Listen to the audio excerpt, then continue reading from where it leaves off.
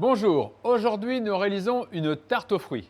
Avant tout, assurez-vous de maîtriser les 3 techniques de base. La pâte sucrée, foncer une tarte et la crème pâtissière. Avant de vous lancer, cliquez sur les liens de votre fiche technique pour les revoir. Cette vidéo met en évidence l'organisation, les points clés et les tours de main qui vous seront utiles. Pour réaliser une tarte aux fruits, vous aurez besoin d'un batteur mélangeur, d'un rouleau à pâtisserie, d'un cercle à tarte, un cul de poule, une russe, une plaque et une grille à pâtisserie, du papier sulfurisé, un couteau d'office, une fourchette, un pinceau, un fouet, une maryse et une plaque en inox ou en plastique. Reportez-vous au bon déconoma de votre fiche technique pour réaliser vos pesées. Vous allez dans un premier temps ajouter la farine, le sucre et la pincée de sel. Vous ajoutez le beurre en parcelles. Vous allez à petite vitesse mélanger jusqu'à obtenir un mélange sableux.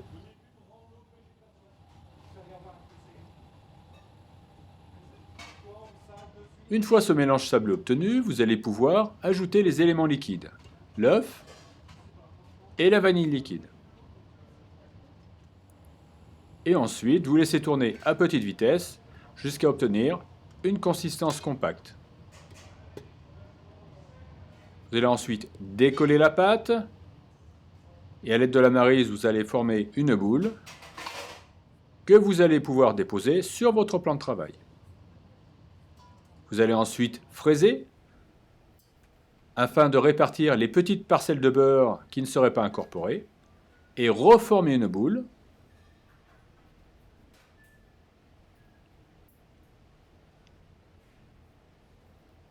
Pour ensuite débarrasser celle-ci, filmer, en attente d'utilisation.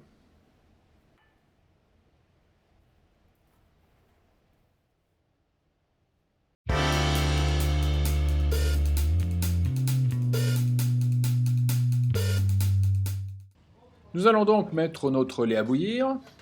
N'oubliez pas d'ajouter une petite gousse de vanille. Pour cela, vous allez la couper en deux afin de récupérer avec la lame du couteau toutes les petites graines qu'il y a dedans.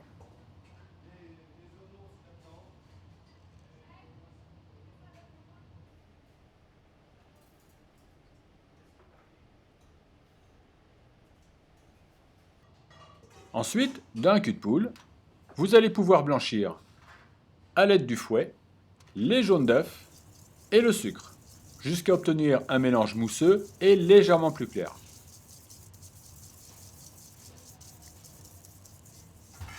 Une fois ce mélange obtenu, vous allez pouvoir ajouter la fécule.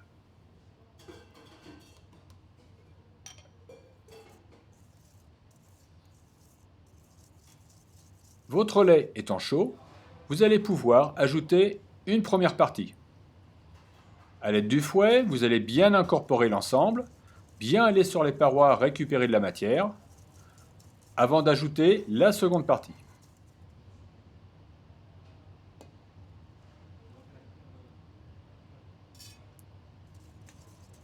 Puis vous allez redébarrasser le tout à l'aide d'une maryse dans la russe pour effectuer la cuisson.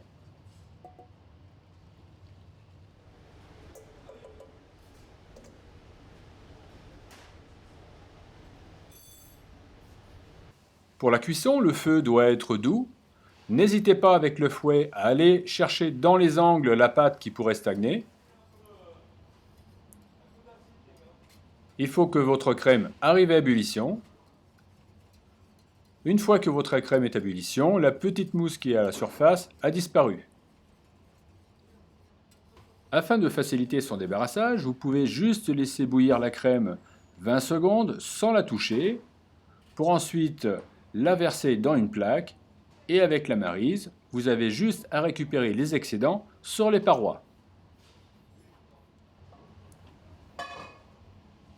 Vous allez ensuite étaler votre crème pour améliorer son refroidissement et la couvrir d'un film au contact.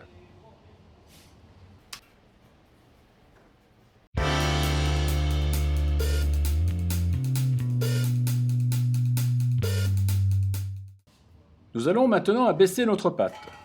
N'hésitez pas à fleurer suffisamment le rouleau, l'espace de travail, ainsi que la pâte. Vous pouvez avoir des craquelures qui apparaissent, c'est tout à fait normal. Pensez à les éliminer de cette manière au fur et à mesure.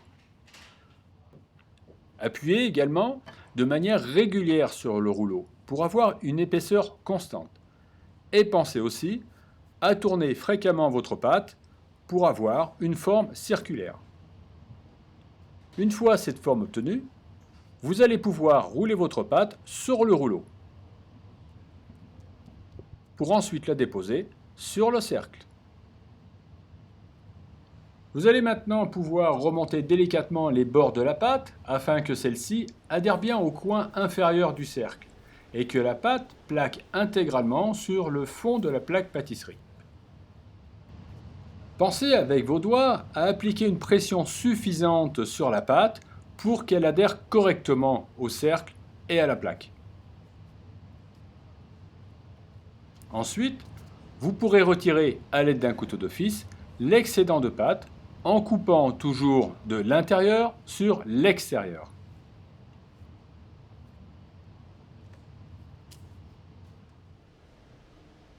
Et nous pouvons piquer la pâte. Pensez également à enlever les petits morceaux de pâte qui pourraient se trouver sur le cercle. Nous allons ensuite faire un disque de papier sulfurisé qui va nous servir à déposer les pois. Pour trouver la bonne dimension, prenez le rayon de votre cercle pour pouvoir couper le papier sulfurisé à la bonne taille.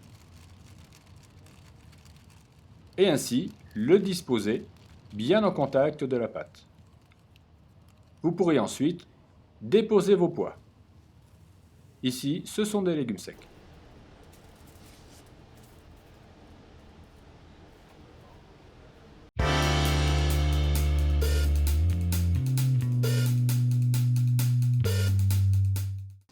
Pour la cuisson, nous allons enfourner dans un four à 180 degrés. Et aux 3/4 de la cuisson, nous allons enlever le cercle, ainsi que les pois, pour ensuite terminer la cuisson. Une fois la coloration voulue obtenue, vous allez pouvoir sortir votre fond de tarte.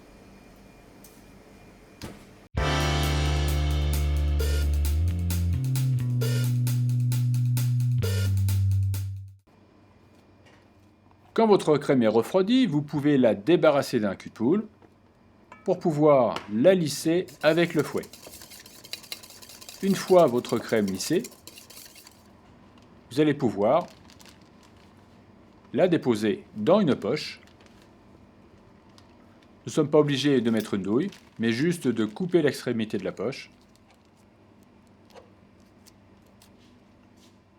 Et ainsi pouvoir garnir plus proprement notre fond de tarte.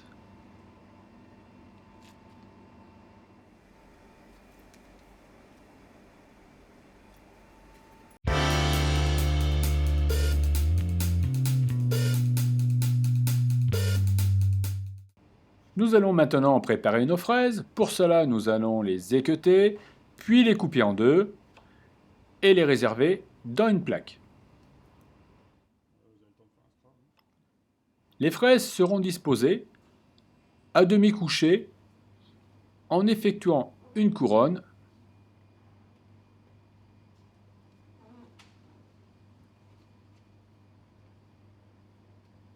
et pour plus de facilité, pensez bien à tourner votre tarte pour avoir une présentation régulière. Une seconde couronne peut être faite de la même manière, mais dans l'autre sens.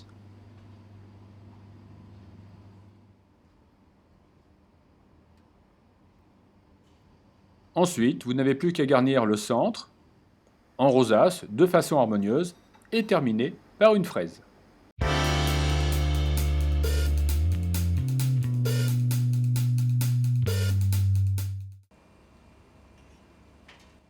Dans une ruse, vous allez chauffer votre nappage. Pour cela, ajoutez un petit peu d'eau et portez à ébullition. L'intégralité du nappage doit être fondue. La bonne consistance est un nappage qui soit pas trop liquide et pas trop solide. Vous le voyez en le laissant couler le long du pinceau. Il est important de napper votre tarte avec un nappage bien chaud. Et ne jamais repasser 2 fois au même endroit lorsque vous nappez votre tarte.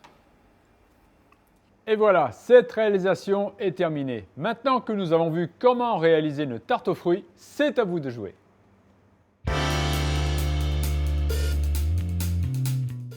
Voici les conseils du chef dans le cadre d'une tarte aux fruits. Goûtez les fruits pour vous assurer de leur qualité. Ne pas garnir d'une crème chaude pour éviter d'humidifier le fond de tarte. La pâte peut être réalisée la veille pour avancer son travail. Réalisez la tarte au plus proche de la consommation pour conserver sa texture et un goût optimal. Enfin, pour garder un joli brillant sur votre tarte, nappez les fruits au dernier moment. Voici dans le cadre de la réalisation d'une tarte aux fruits quelques conseils. Pour le choix et la qualité des fruits, nous vous conseillons de respecter la saisonnalité. Au printemps, utilisez la rhubarbe et les premières fraises telles que la gariguette. Pour la période d'été, choisissez des fruits rouges comme les framboises et les groseilles, ainsi que les fruits à noyaux comme les abricots, les pêches et les cerises. En automne, ce seront des fruits à pépins comme la figue, la poire et le raisin.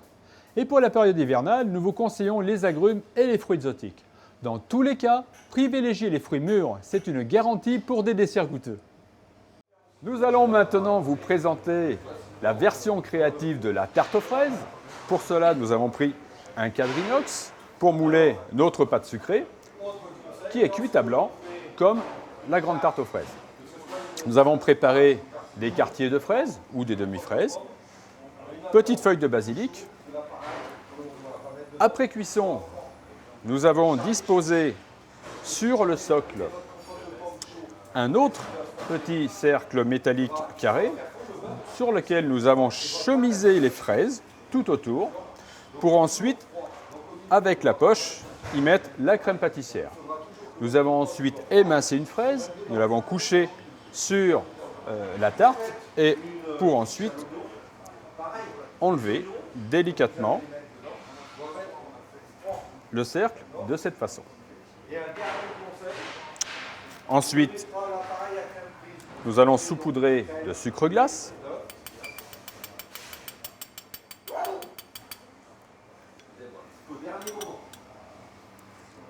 Pour disposer une petite feuille de basilic sur le dessus.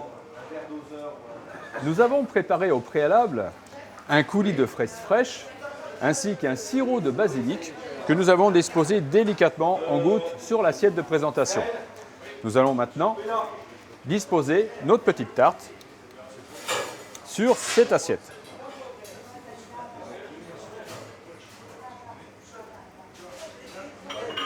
Et voici notre version créative de la tarte aux fraises.